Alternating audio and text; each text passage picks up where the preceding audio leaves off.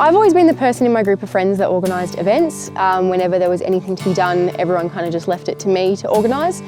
So I thought, well, I may as well try and do this professionally. I've learned that it's a lot harder and there's a lot more involved than actually just setting a date and inviting people on a Facebook event. There's a lot of paperwork involved. Obviously, you've got to make sure all your licensing's in check. You've got to make sure that you've got all your paperwork in order. So you've got your run sheets, you've got your event order, just so, you know, if you get hit by a bus, someone else can come in and just pick up from where you left off. So the paperwork's the most important thing. We had to develop an event concept to be run at Lot 20 in the city. So with my team, we came up with an event of a monthly book club. So we actually went out to Lot 20 and we proposed it to the owner, and he loved the event. So I've actually been in talks with him over the past few months, and I actually have a meeting with him tomorrow.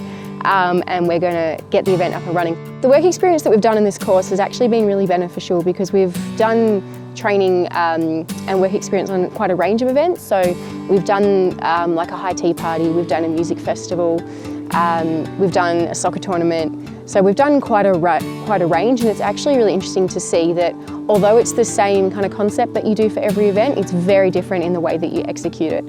One thing that I've definitely learned through doing this course is networking is number one. Every single person that I've spoken to that works in events, the way they got their job was obviously through the skills they've learnt in this course, but networking.